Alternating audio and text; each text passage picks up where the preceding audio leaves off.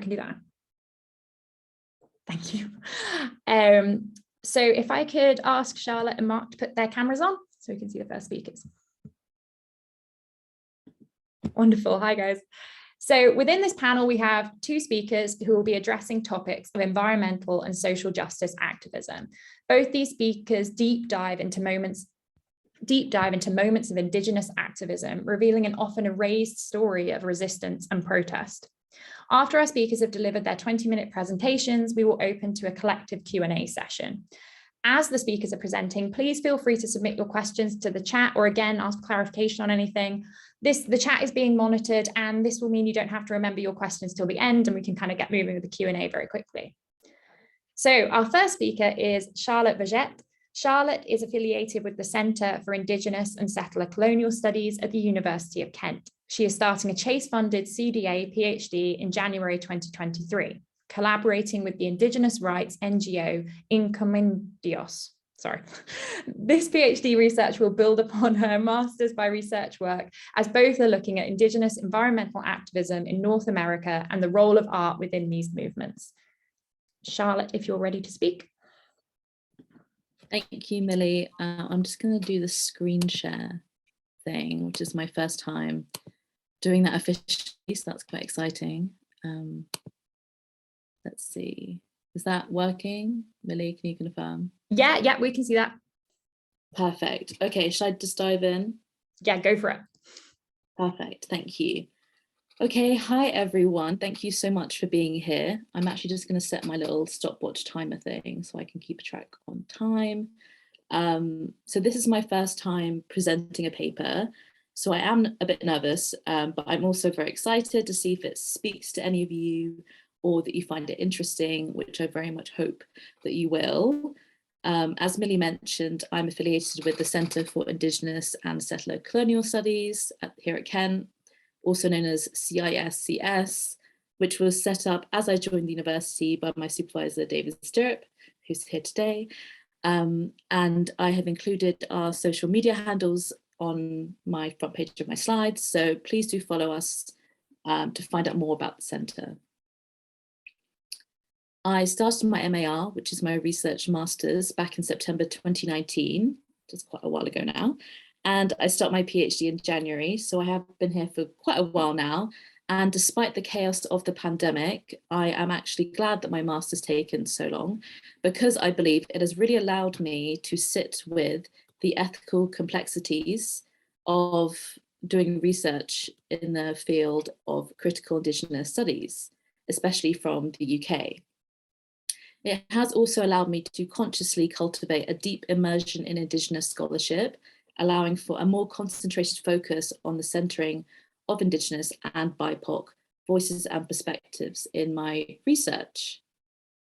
With that in mind, I would like to take a moment to briefly acknowledge my positionality as a white British scholar in this field, researching from the historical epicenter of empire and a country built on mass colonial capitalist extraction and violence.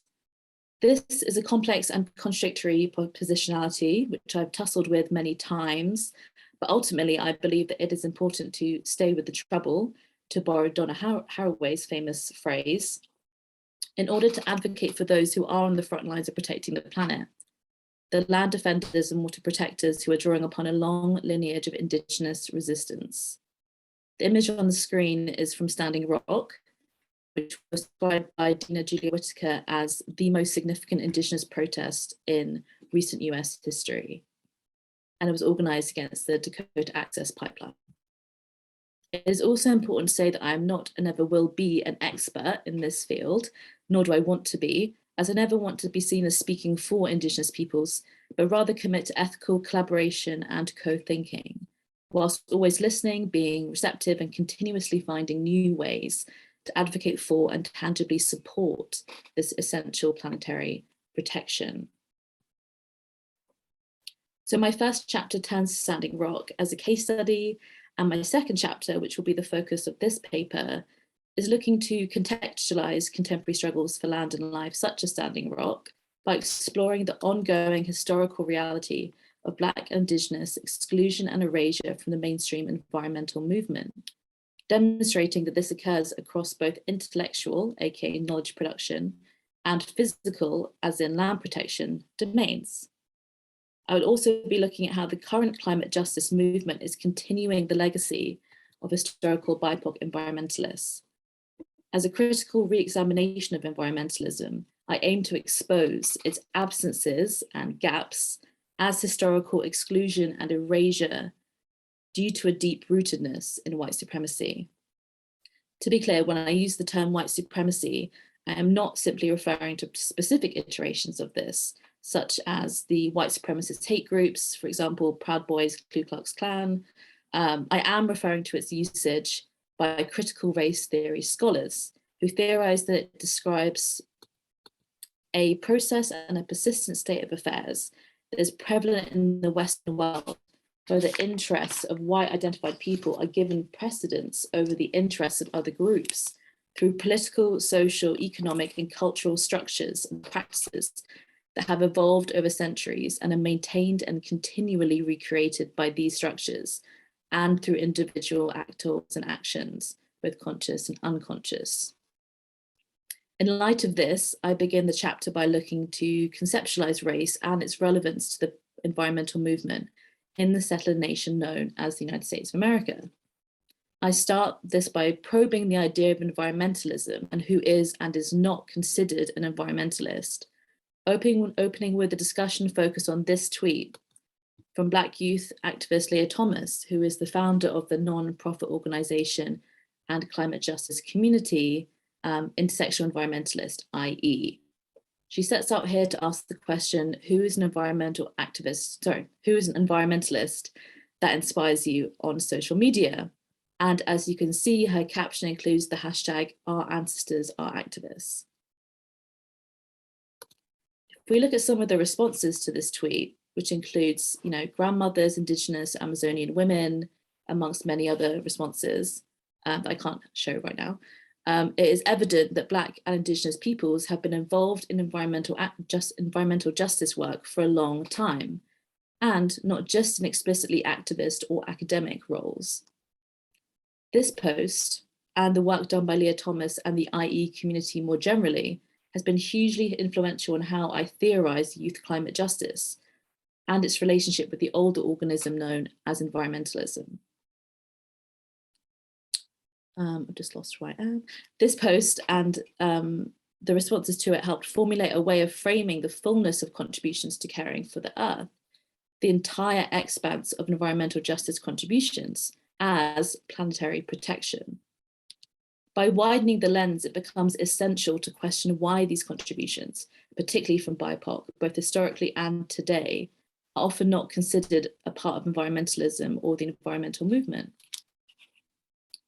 In order to delve into this inquiry, it's important to address the overwhelming whiteness of the mainstream environmental movement, both in terms of Julia Whittaker's framing of white supremacy as the bedrock of the US nation state, and Emma DeBerry's conceptualization of whiteness as a knowledge system rather than a racial identity.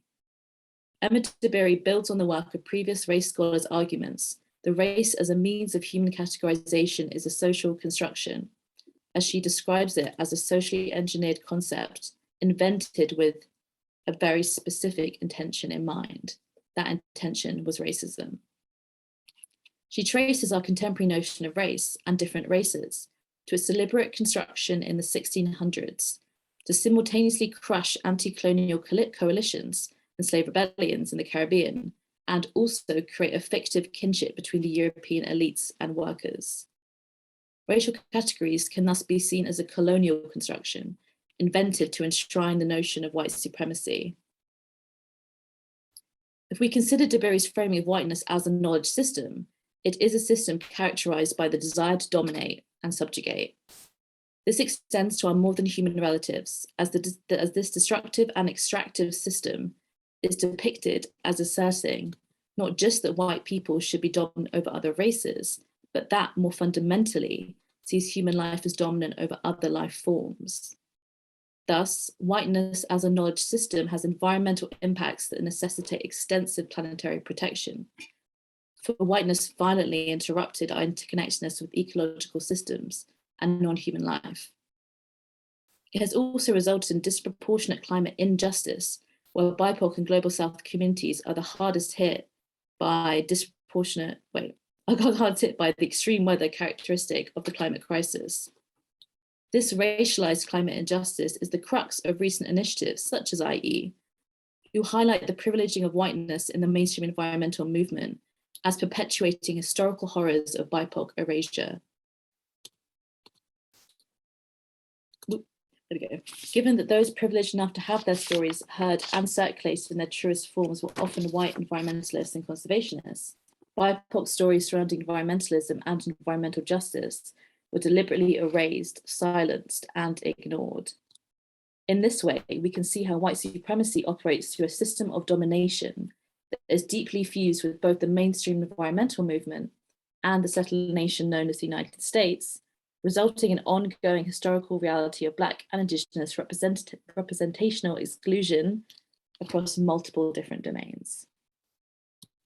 In the first domain I cover, which is the intellectual or academic domain, it is essential to turn towards the work of Linda Tuhiwai Smith, who in her groundbreaking book, Decolonizing Methodologies, explored the wide-ranging ways in which imperialism is embedded in disciplines of knowledge. This includes diverse Indigenous knowledges being extracted post first contact, then silenced in the intellectual domain because of rules about what counts as knowledge, whilst their knowledge is continually extracted in the name of research.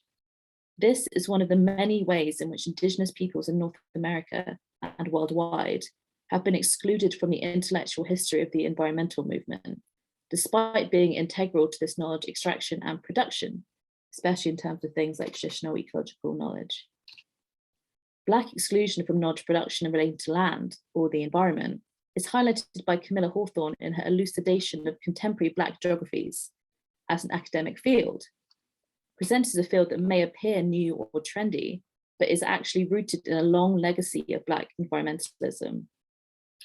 She says, Black geographic thought has existed through other names for centuries, in formal academic environments, political struggles, and everyday practices of Black space making.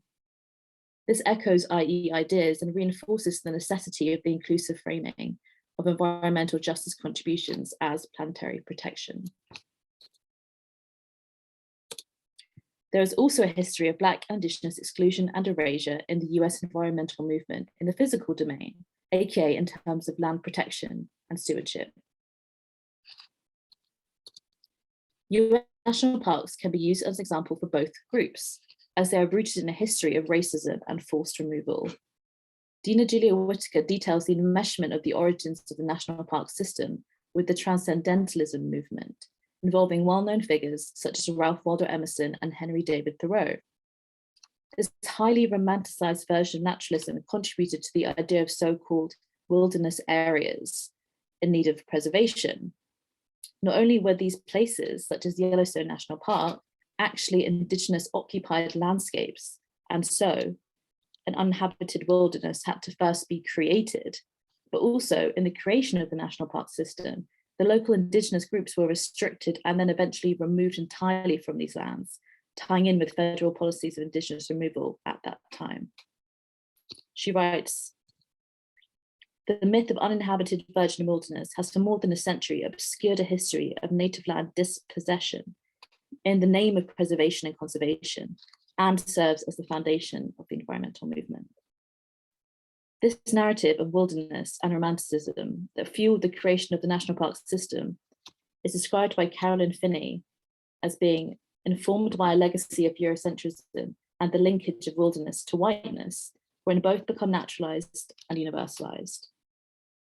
Access to these so-called wilderness spaces has always been mediated by power and privilege, as Finney shows by researching the lack of diversity in environmental spaces, including the contemporary National Park Service, both in terms of park hiring practices and visitation. This exclusion also extends to representation in mainstream media and magazines concerning nature and the outdoors. The question of whose stories are being told becomes particularly pertinent when we consider the relationship between power and representation. Finney writes, invisibility is not a mere default, but can be part of an active process. The enmeshment of the mainstream environmental movement with white supremacy hinders its ability to remain relevant in the current climate for environmental activism, but youth activists are carving their own path, often online. For all its faults, social media and digital activism provides a platform for self-representation on a global scale. Climate justice activism has been using social media to further its cause very effectively, especially since the onset of the pandemic and associated barriers to in-person organizing. Contemporary intersectional climate activism often includes aspects of anti-racist narratives, especially since the Black Lives Matter protests in the summer of 2020.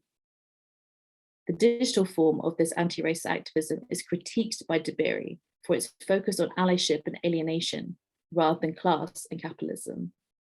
She argues that framing allyship as a selfless act exacerbates racial divisions by assuming a fundamental and immutable separateness between different races, offering charity at the expense of solidarity.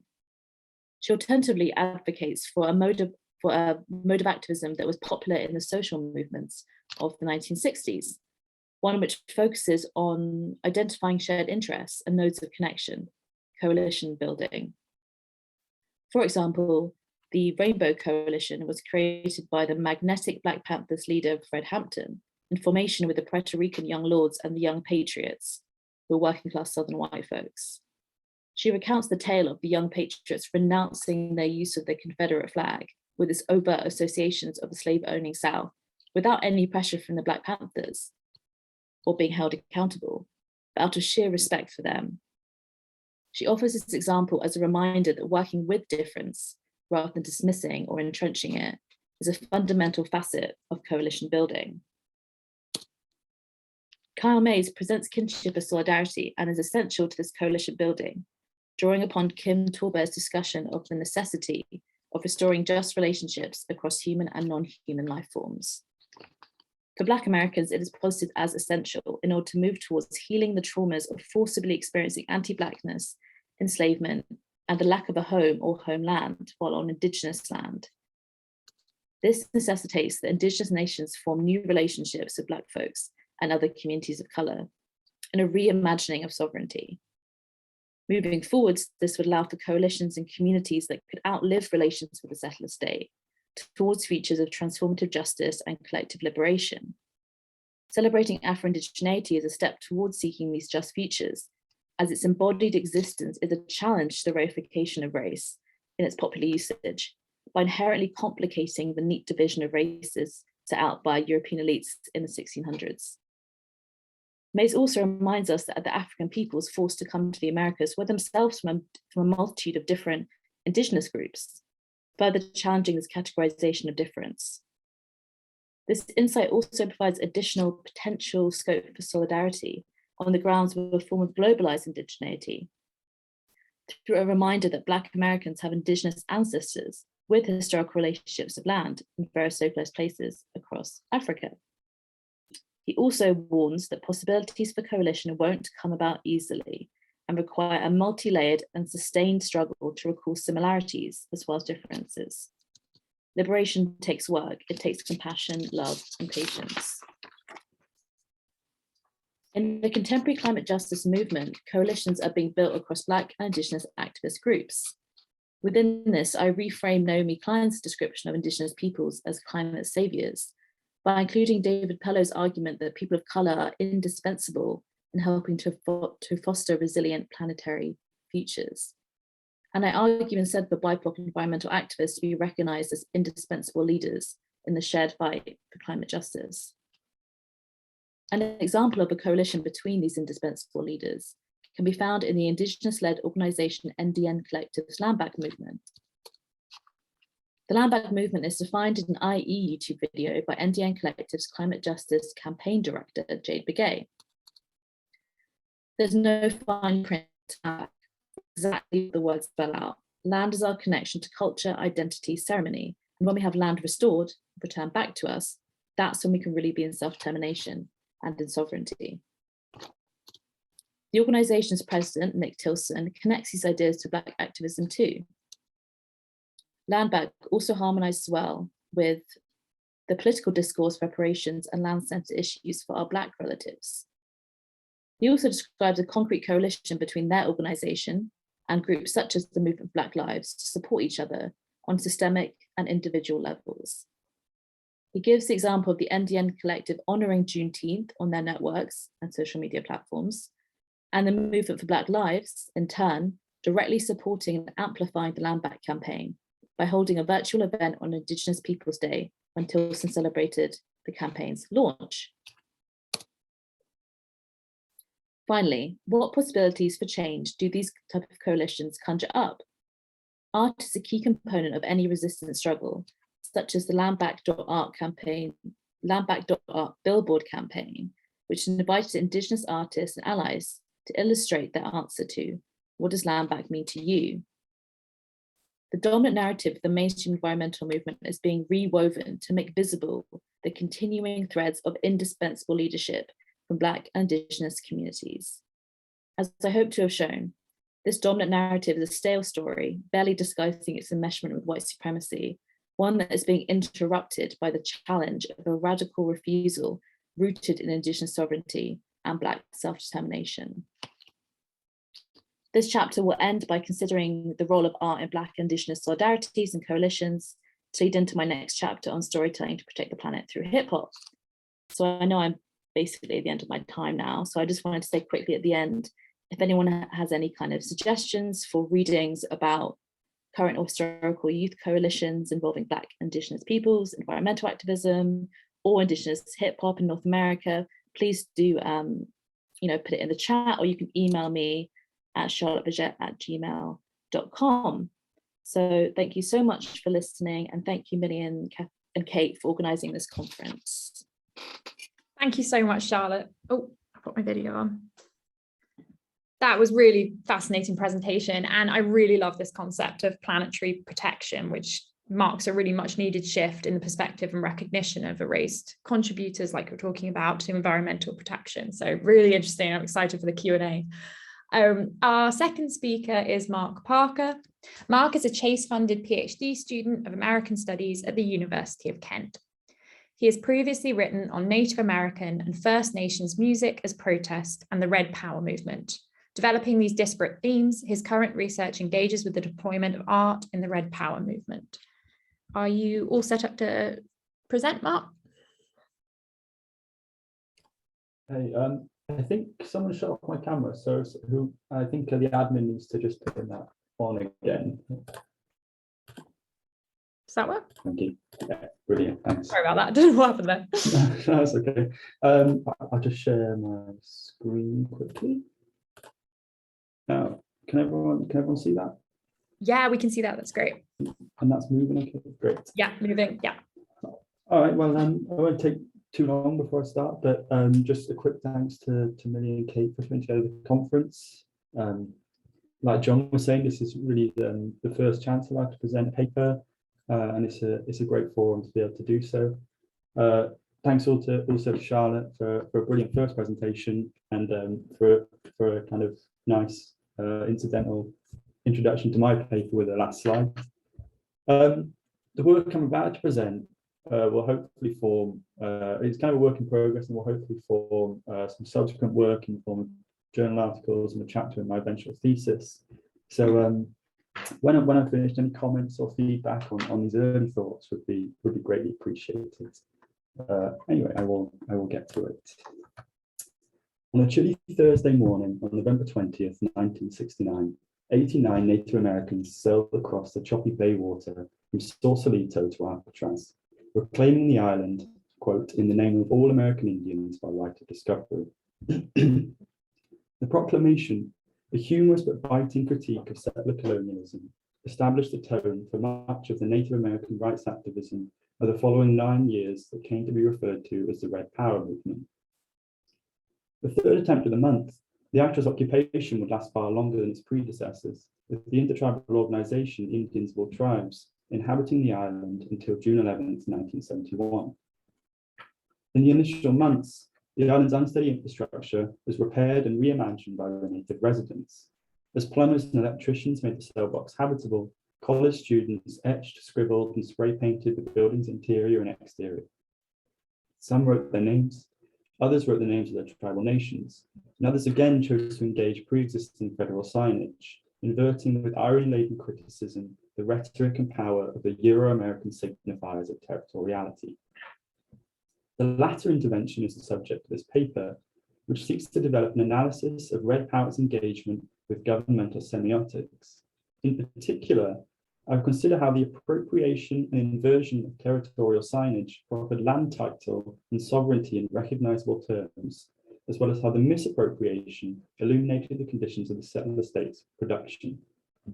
With an eye towards the way in which Alcatraz influenced a rash of aesthetically engaged activism, I focus on the years 1969 to 1971, joining a group of scholars who seek lost contours that can narrate the movement beyond simple direct action activism. It took the island occupiers, mostly students from Californian colleges, just hours to transform federal signage on the island from signifiers of Euro-American territoriality to markers of Native American title. On the first day of the occupation, Bay Area news channel KQED broadcast scenes from the island. In a notable segment, they juxtaposed two perimeter signs. The first, situated on the north of the island, read, "Warning, keep off, only government boats permitted within 200 yards. Shown straight after was a strikingly familiar message.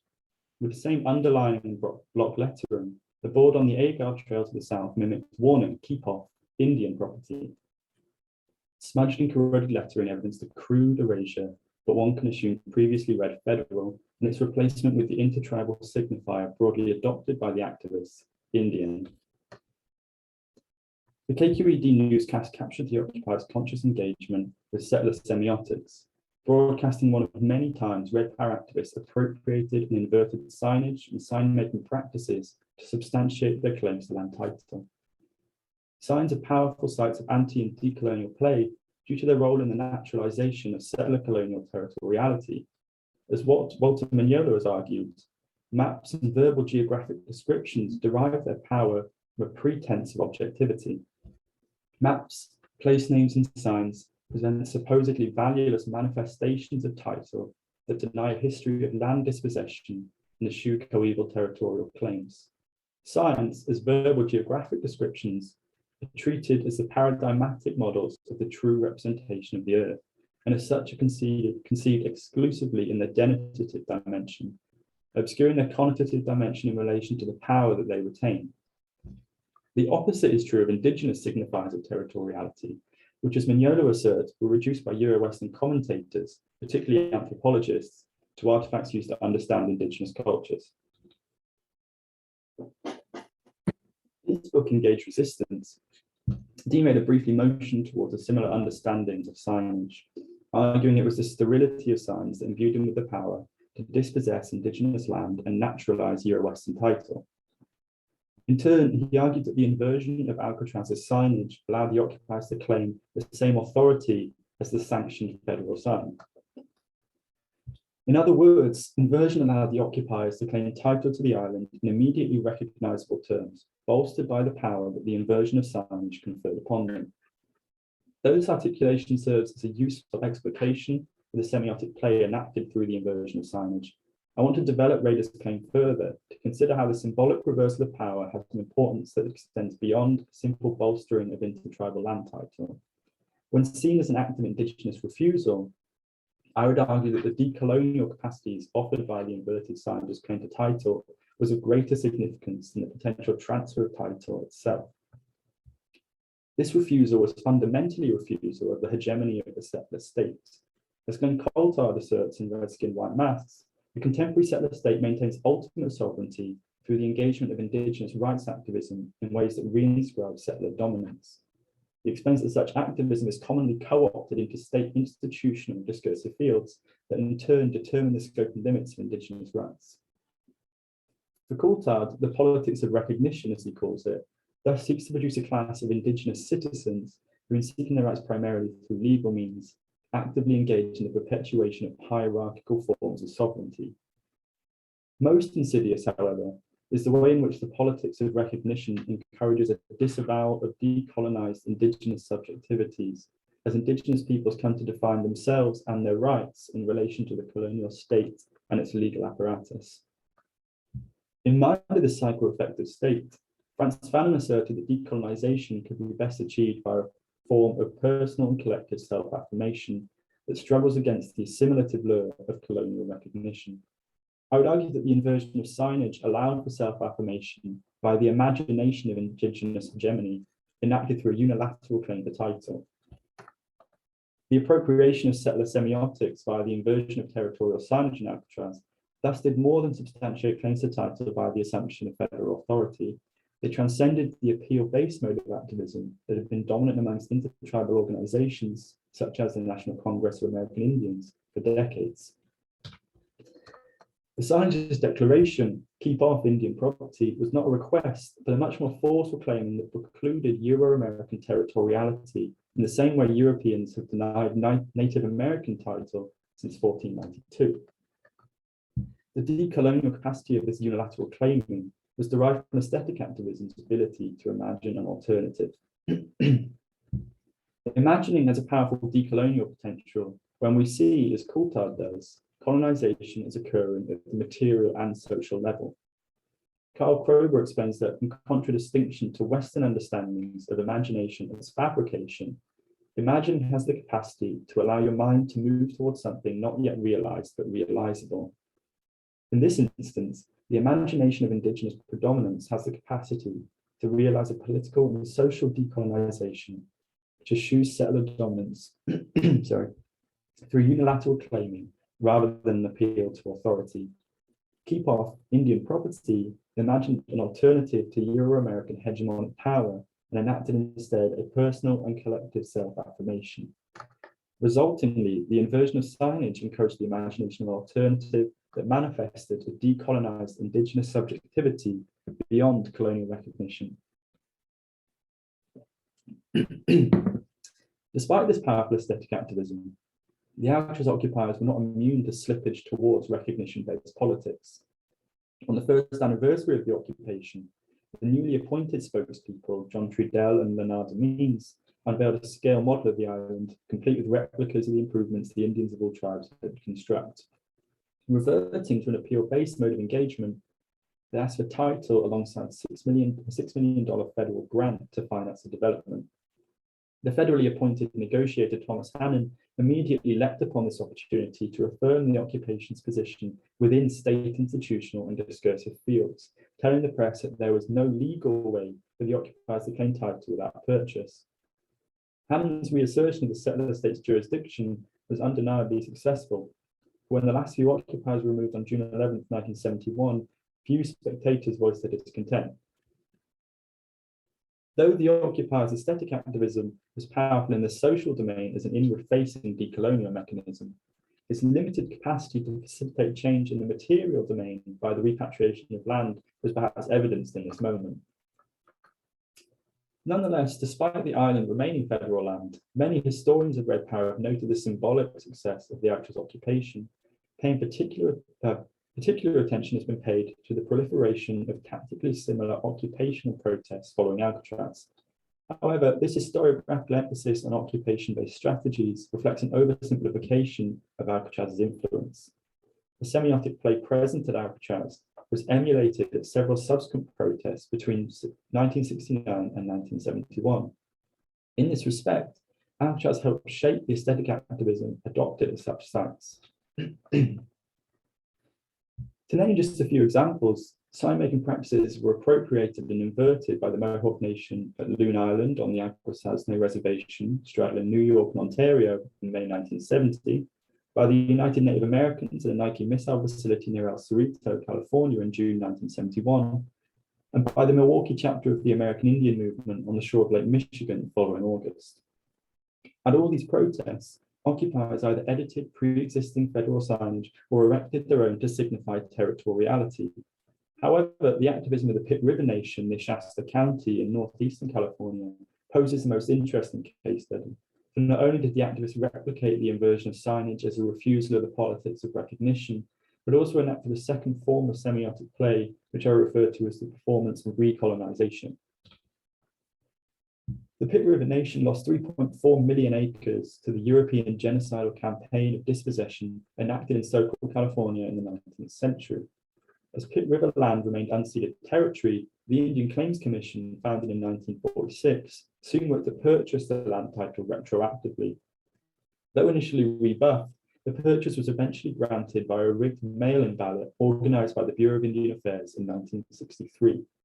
Anger, paired with Alcatraz veteran Richard Oakes's offer to assist the tribal nation, led to the assumption of an occupation-based mode of activism that saw Pitt River protesters and their allies occupy Pacific Gas and Electric Company land several times between June 1970 and July 1971. Though the Pitt River campaign hinged upon forcing their land claims into local courts and a commitment to recognition-based politics, they also deployed signage that unilaterally claimed Pitt River land, utilising the same tactic of inversion witnessed at Alcatraz. Activists nailed large signs to trees, placed placards amongst the workers' cottages, and even spray-painted PG&E dams with big red lettering reading Pitt River, Indian Nation. Beyond the transcendence of the politics of recognition, Pitt River activists also deployed an aesthetic of recolonization. Paired with the inversion of signage, activists utilised flags as symbols of territoriality when they staged a claiming of land atop Mount Lassen in July 1970. Climbing 10,000 feet, 4 Pitt River activists and the Blackfoot ally planted their flag into the peak. Depicting dark blue salmon swimming in a light blue background, the flag stood surveying the Pitt River Nation's land until swiftly removed by forest rangers. The moment of claiming, captured perfectly by a photographer for the Reading Record Searchlight, likely requires little explanation of its metonymic qualities. The scene's framing is a perfect inversion of numerous Euro-Western scenes of claiming: John Vanderlyn's landing of Columbus, which adorns the Capitol Rotunda, the raising of the flag on Iwo Jima in 1945, and the moon landing of the previous year. In totality, the aesthetics deployed by the Pitt River Nation inverted colonial semiosis. In this way, I read the use of signage and flags as a performance of recolonization, the reclaiming of land through the appropriation of Euro-American methods of domination. The symbolic power of this recolonization lies in its ability to force the Euro-American engagement with the ethics of settler colonialism. As Sam Hitchmow argued, much of power activism critically engaged Euro-American nation-making, holding up a mirror to the nation's conscience and memory, and challenging the celebratory national story. A Euro-American engagement with the ethics of colonization is historically absent, for as Lorenzo Veracini argues, settler colonialism works to obscure the conditions of its own productions, achieved in part through the naturalizing capacity of mapping, naming, and signage. The misappropriation of settler tactics of dispossession thus forced a novel confrontation with the conditions of the creation of the settler state and its land base. The term misappropriation is important, and Casey Ryan Kelly argues that whilst appropriation, quote, redirects dominant discourse to work in favour of the marginalised, misappropriation also commits dominant discourses to counterintuitive and self-defeating purposes, end quote. In particular, misappropriation adopts canonical texts of American myth-making and critically engages them to display their oppressive qualities. As such, the use of signage by the Pitt River Nation, in conjunction with their use of flags, enacted a misappropriation that forced Euro-Americans to engage settler semiotics of territoriality in such a way as to illuminate the power signifiers such as signage retain. In the words of Mignolo, this misappropriation highlighted the connotative dimension of signs in relation to the power they retain and their subsequent role in the dispossession of Indigenous territories. In contradistinction to the signage on Alcatraz, then, the recolonization enacted through signage on PG&E land represented an outward-facing semiotic play, seeking to engender sympathy amongst Euro-American audiences through the illumination of settler colonialism's history.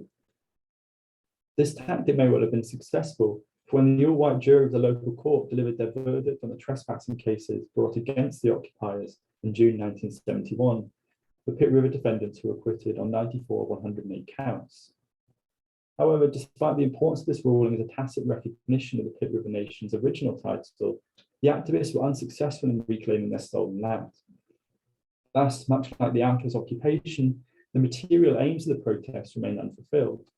Such a conclusion perhaps raises questions about the capacity of aesthetic activism to influence the material relations of settler colonialism. Nonetheless, the powerful intervention of the inversion of signage in the social domain is evident.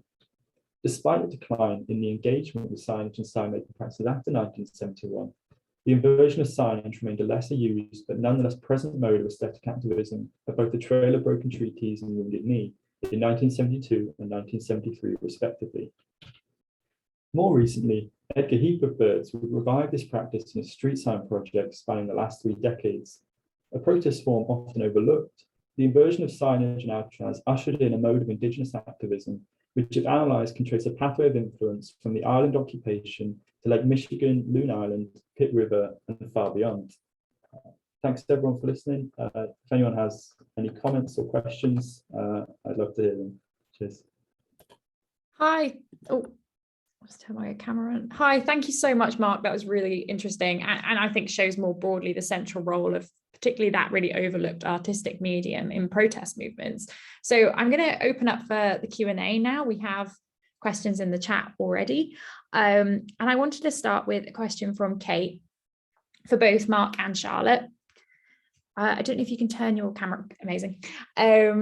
I would be really interested to better understand how this presentation fits within broader research. And I'd be interested to kind of hear your own broader research. So how does this fit within your project? But then also kind of what's the gap generally that you're trying to fill with your research?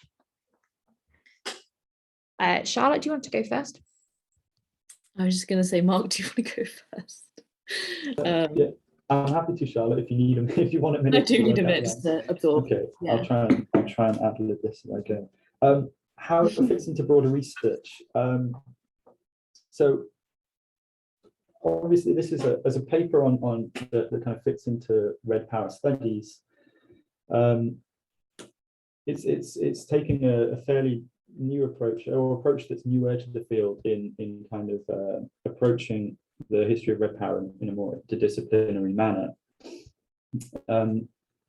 The field of Red Power studies, like if it could be called a field, is fairly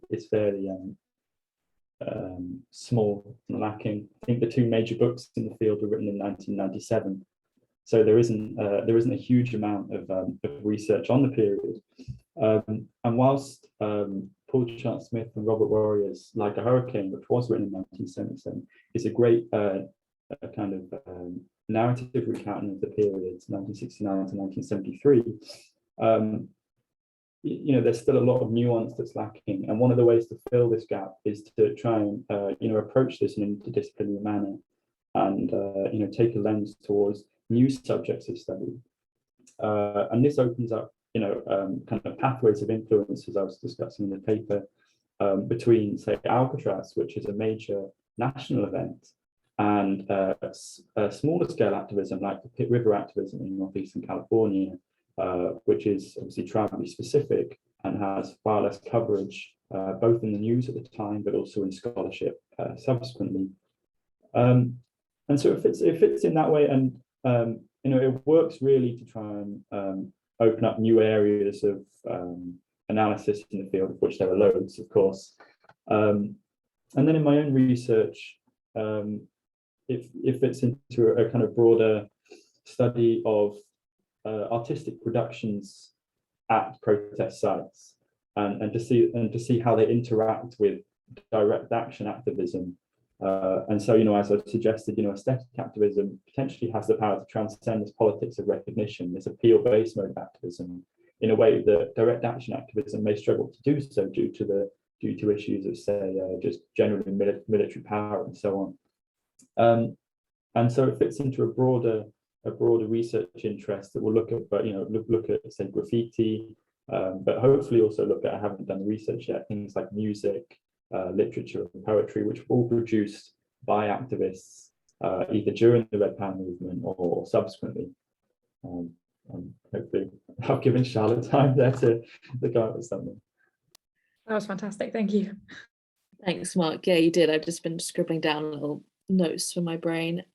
So yeah, I think, to be honest, the kind of things that I'm trying to address and the gaps that I'm trying to look into are very much to do with the fact that my work is kind of astride 2 different disciplines, which is critical Indigenous studies and critical environmental justice studies.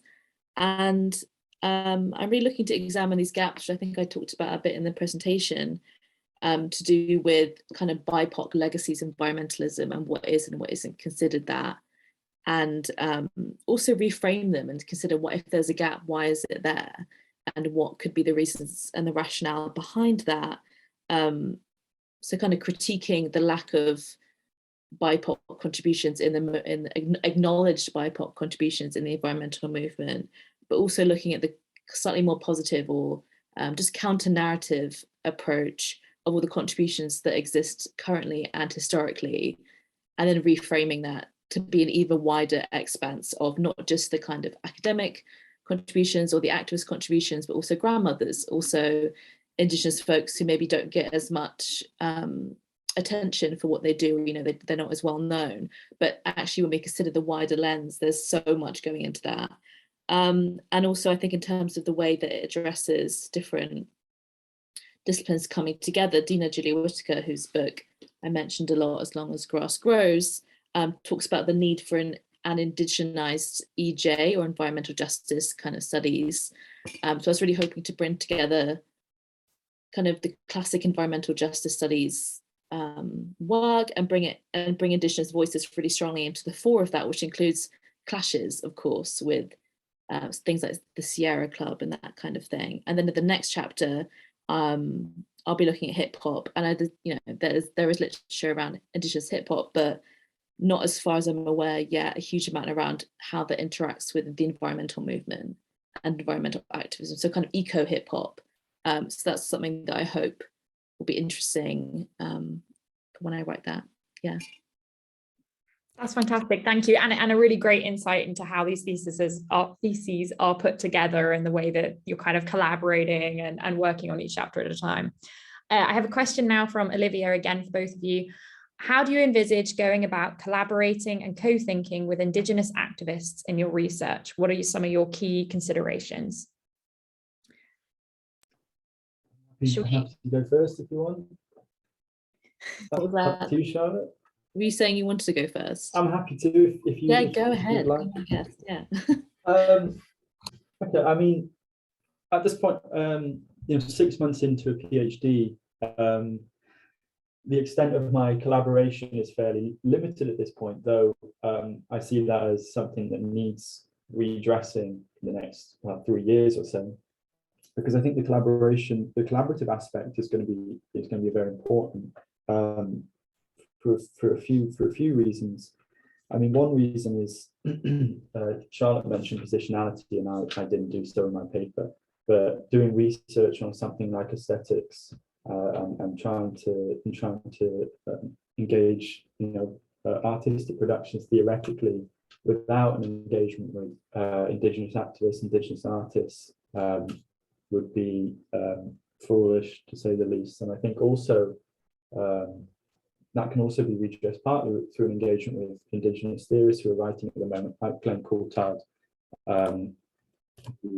who's a DNA First Nations scholar, and so that's one way in which the collaboration benefits, myself and my work, but also there's also a desire on my part for my work to be useful to Indigenous communities and Indigenous activists, and so that would be, that will entail me asking, not myself necessarily, but Indigenous activists and artists who I'm engaging with, how my research can be useful, and trying to allow those questions to shape my research in the same way that my own interests shape the research.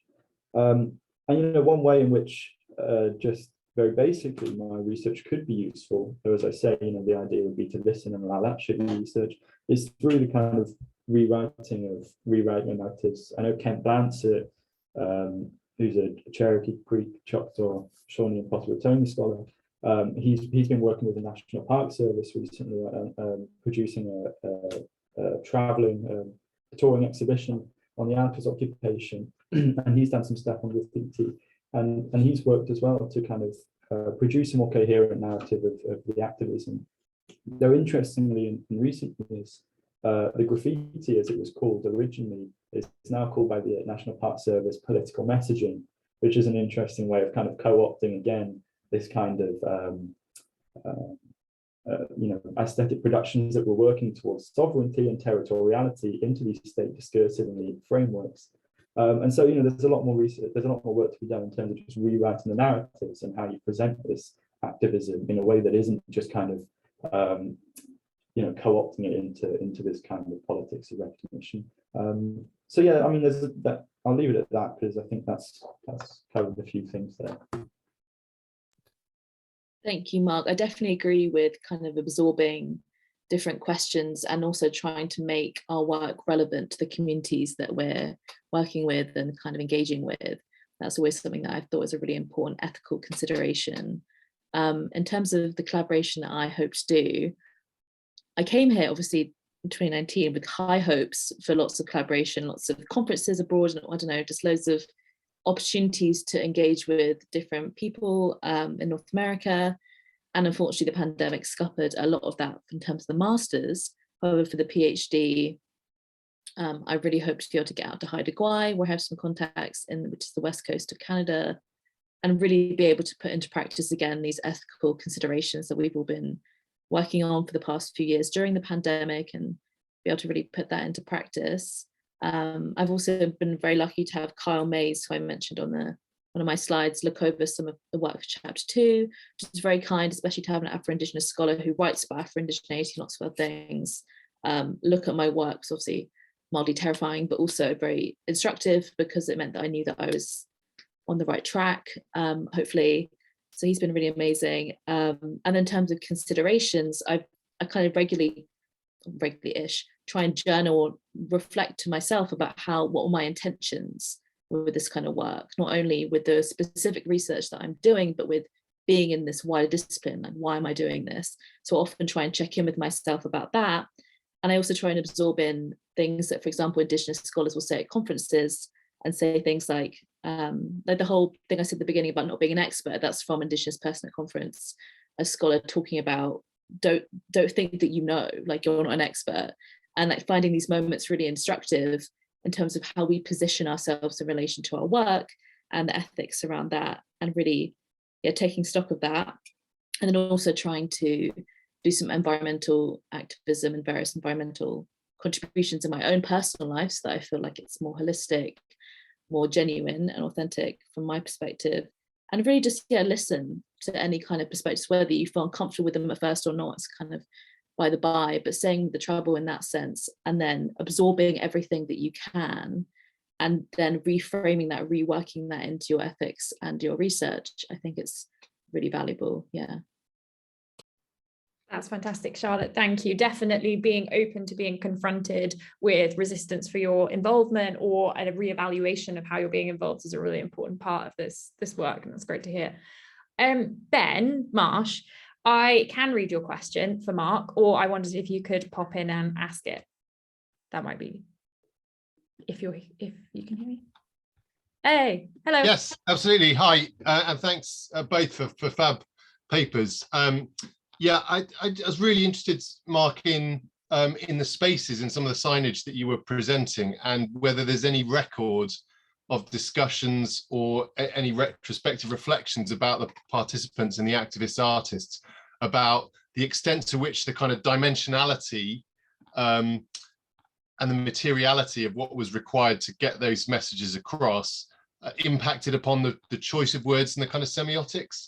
So that might be something that you just can't get into, but I thought it was really interesting, use of the term Indian. And I was just thinking through, these days digitally, we've got all sorts of limitations imposed on different platforms for expression, 280 characters for Twitter, and 15 seconds depending on TikTok videos and things like that. So I was curious about whether you'd come across or were interested in the ways that these kind of imposed limitations in some respects, but also made for kind of consensus or a need to express collectivism in a slightly different way than might otherwise have been the case.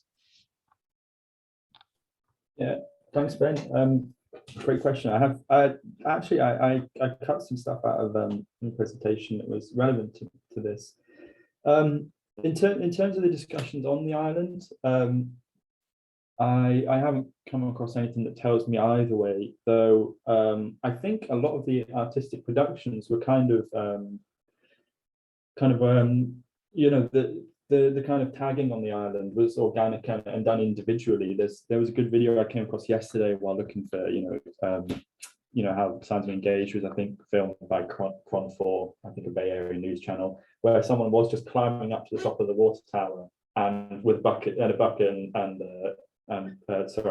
paint and a brush, and were just up there painting things, on their own. And so I don't think there was a huge amount of discussion, though I think quite likely people took their cues from potentially the rhetoric in the proclamation. And in the proclamation, Indian is the dominant signifier used because it's kind of an intertribal, it denotes an intertribal community, which actually throws up. Oh, actually, I should also say, obviously, the Pitt River Nation also used term Indian, so it refers to, a lot of the signs there said Pitt River Indian land. So it seems like Indian was the dominant term that was being used by activists at the time.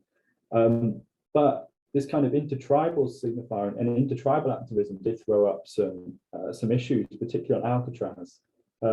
Whilst the Pitt River activism was really grounded in a tribally specific history of land title, they were dispossessed in the 19th century, and so they thought that they could work within the courts to reassert their individual title. They had a claim themselves, and this land was either not disputed by other tribal nations or to a lesser extent.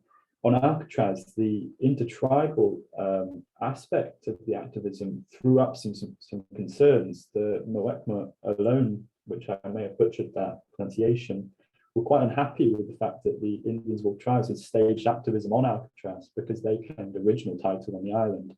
And Darrell Wilson, who was a Pitt River poet and activist and was pictured in there kind of nailing one of the Pitt River signs to a tree, he came out and said he was very unhappy with the fact that Alcatraz had been claimed by an intertribal group because, the snappiness of kind of inverting the signage in many ways, though it was a kind of critical and biting inversion of, the kind of settler process of extinguishing Indigenous territoriality, it did the exact same thing in some ways because it had to kind of obfuscate Muwekma alone the title to be able to claim an intertribal title to the land. And so I think there is a kind of issue with the amount of space that you can give, it's amount of space and time you can give to political messaging and things like that.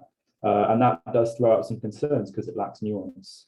And the last bit of your question on things like TikTok, I'm not sure when I can answer that, but I think one thing that potentially the internet does allow, and things like Twitter and social media and so on does allow, is for intertribal organizations to have individual voices as well. That allows one to speak also from a position of kind of tribally specific position, speaking from one's tribal nation as well as from an intertribal perspective. And I think potentially that can throw up some good kind of good aspects of easily digestible kind of media and short messaging, potentially in a way that the political signage and Alcatraz can't, because they're not in control of the way the signage was kind of proliferated in the media and so on. And in many ways, it ended up being proliferated quite negatively, where the stereotypes were kind of appropriated in a way that wasn't beneficial to the activism. And that's one issue really with that sort of thing, in that you have no control over its reproduction.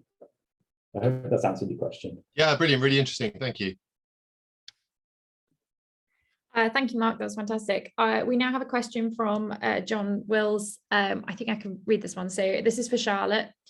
I wonder what you thought about commitments of formerly problematic groups, NPS, Sierra Club, etc., to fix their acts, e.g. Sierra Club actively rebuking Muir, or maybe I shouldn't have tried to read this one, NPS committing to better inclusion, ideas, statements. It seems their history may be a real barrier here. Thank you, John, as well for your question. To be perfectly honest, I don't know a huge amount about their recent actions. I've only recently been kind of engaging with their even more problematic actions, but I think it's really interesting, the idea of formerly problematic or even continually problematic groups reckoning with their histories. I think that's a really important question which spans across a lot of different disciplines, actually, including history and other kind of groups. Even yesterday, me and David and Mark with the Wellcome Collection, looking at some of their archival materials. And it's a question that they're also having to deal with. It's how to reframe these ideas and how do we tackle these histories and acknowledge our complicity, but also kind of forge a way for a future that is different to that. So I think, I don't actually know a lot about their recent acts in terms of rebuking and everything, but I would like to know more about that. And if you have any kind of resources for that, I'd be really interested to see that. Because I think my hope really for these kind of futures, especially even in terms of these organizations trying to re-engage with their histories, is usually coming from the youth and the youth activists. And that's one of the main reasons why I look at climate youth activism, is because that generation really brings in these challenges and they really engage with these questions in really fresh and new ways. And I think it's through the challenging and through the acknowledgements that we can start to begin the journey of coming towards a better way of framing these things and moving towards better futures, basically. Hope that helps at all. Fantastic. Thank you, Charlotte. I actually have another question for you. And this will be the last question from Helen. And actually, I think Mark, it would be interesting for you to answer this as well. So do you have any suggested readings for people wishing to learn more about the topics you addressed today? Yes, I do. And I think I'll just suggest two, just to keep it nice and simple. So I think the main book I always recommend for anything to do with any kind of Indigenous environmental activism / any kind of Indigenous studies book is Decolonizing Methodologies. It is the core book that I always recommend to everyone, whether they are interested or not. So that's the core book. And then in terms of the kind of work that I'm trying to do, I would say The Red Deal, which is by the Red Nation. It's called The Red Deal: Indigenous Action to Save Our Earth, and I can put a link to it in the chat. And it's a really small book, which is nice, and it really covers all of the different areas and kind of thoughts for the future, all different areas for action, all the histories, and it's really small and it's just covers everything and it's great. So I'd really recommend that as well as a starting point, or just in general, it's really good. I can recommend a couple. I think for anyone that's interested in, Nick Estes' book is really good as a kind of a book that takes Indigenous activism kind of up to the present with the pipeline protests. For those who might be interested in learning more about Red Power, despite saying that Smith and Warriors Like a Hurricane, published in 1997, whose title now I can't remember because I'm trying to talk at the same time, is really good, and I'll put it in the chat in a minute. It's a really good kind of narrative driven work on the Red Power movement, which was originally planned to be written less as an academic book and more as kind of popular history book, and it ended up being a mix of the two, and that makes it a really brilliant account of the kind of 1969 to 1973 period from Alcatraz to Wounded Knee, and deals with a lot of the major kind of rifts in the movement and the major aims of the movement. And then I think that really pairs well with a really nice book, which comes like a really nice like A3 size, I think, a book by Dean Rader called Engage Resistance, and that's on aesthetic activism. And he discusses Alcatraz, but doesn't go further into the aesthetics of Red Power, but writes on things like cartography and painting, literature, film, and so on. And it's just a really nice book, and it blends Indigenous theory with theory from Europe and like a global theory, and has loads of brilliant